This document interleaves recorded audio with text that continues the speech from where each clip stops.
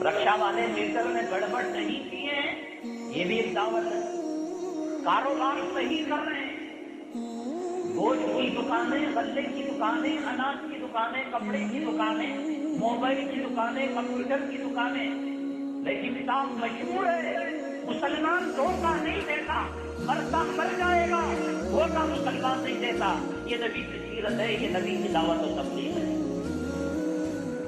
پورے دکانوں میں مشہور ہے، یہ ملاوٹ کا مال نہیں بیچتا، یہ چائنا کے مال کو جاپان کا مال بتا کر بیچتا نہیں۔ اصل دعوت کہنا نہیں ہے۔ آپ اللہ کے بارے میں کہیں گے، وہ گنیش کے بارے میں کہے گا۔ آپ نبی کے بارے میں کہیں گے، وہ حضرت عیسیٰ علیہ السلام کے بارے میں کہے گا، رام کے بارے میں، نبی کے بارے میں کہے گا۔ قولی زبانی دعوت کے مقابلے میں عملی دعوت۔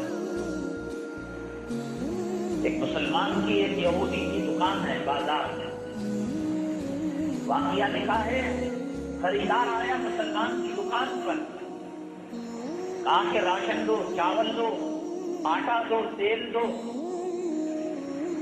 مسلمان تاجر نے کہا آج کے روز کے لیے گھر میں چاول، کھانا، سالن، چاکنا، اسکول کی فیس، کرنٹ کی بل، جو مجھے ملنا تھا مل گیا ہے، لیکن میں دیکھ رہا ہوں کہ سامنے والے دکان پر ایک بھی گاہک نہیں آیا ہے۔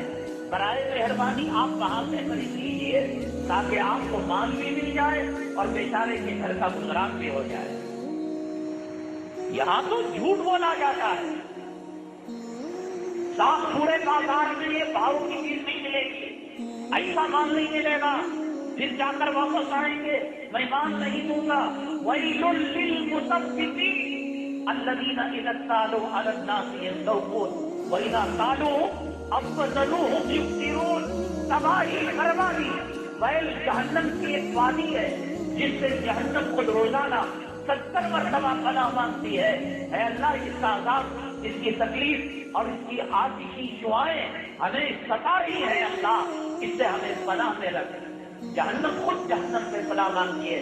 اللہ نے کہا ناپتول میں فرق کرنے والے، جھوٹ بول کر کاروبار کرنے والے، جھوٹی قسم کھا کر کاروبار کرنے والے، دھوکہ دینے والے، مال دبانے والے، گاہک کے آنکھوں کے اندر دھول ڈالنے والے، اس کا کوئی کمال نہیں۔ جب جہنم میں جائے گا تب یاد ہوگا، تب پتہ چلے گا کہ اللہ نے دنیا میں قرآن میں کیا کہا تھا۔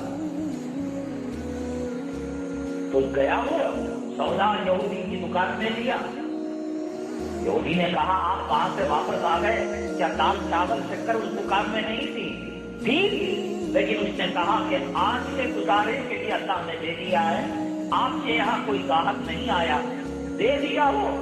اور اس کے بعد وہ یہودی دکان سے اتر کر سیدھے مسلمان تاجر کے پاس آیا اور آ کر بتایا کہ آپ نے وہ معاملہ کیا ہے کہ آپ نے تجارت اور گاہک کو بھیج کر میرے دل کے اندر کلمے کی محبت کو ڈال دیا ہے، نبی کی محبت کو ڈال دیا ہے۔ اب میں بیکار نہیں کروں گا، اب میں گھر نہیں جاؤں گا جب تک کہ ہاتھ بڑھائیے، آپ کے ہاتھ پر کلمہ پڑھ کر میں مسلمان ہو جاؤں۔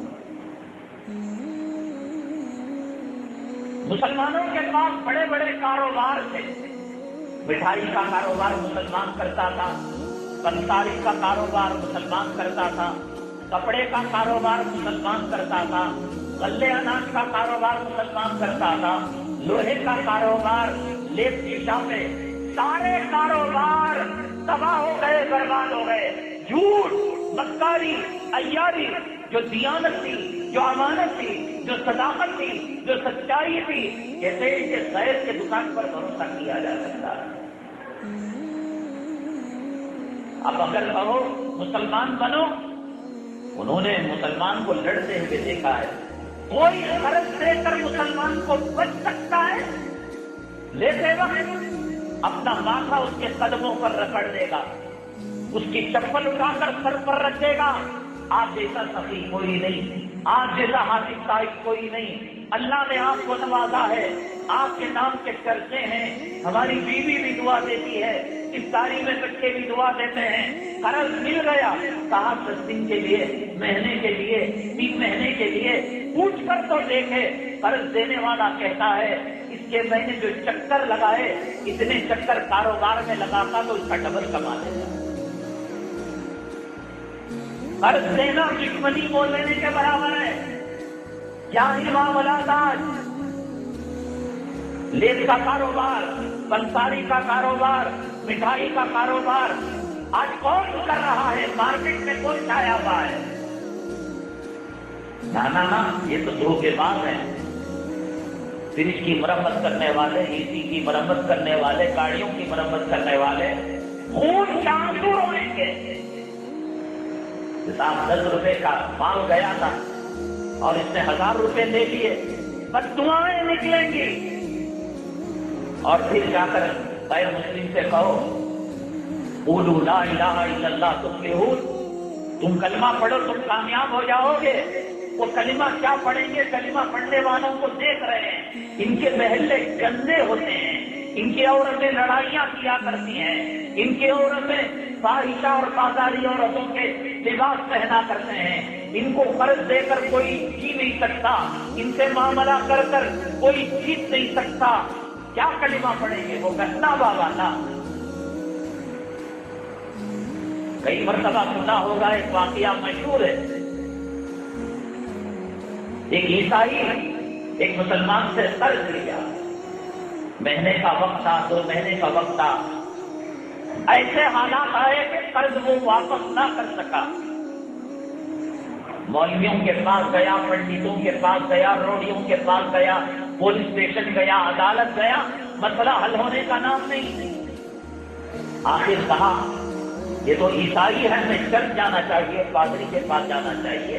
پادری کے پاس گیا، پادری نے کہا اس کو بلا کر لاؤ، تم بھی بیٹھو. ایک چھوٹی سی تعویذ لکھی، چھوٹا سا پرچہ لکھا اور عیسائی کو دے دیا. وہ دیکھتے ہی پسینے میں شرابور ہو گیا اور گھر گیا، مال کو گروی رکھ کر بیچ کر بیوی سے فوراً قرض ادا کر دیا.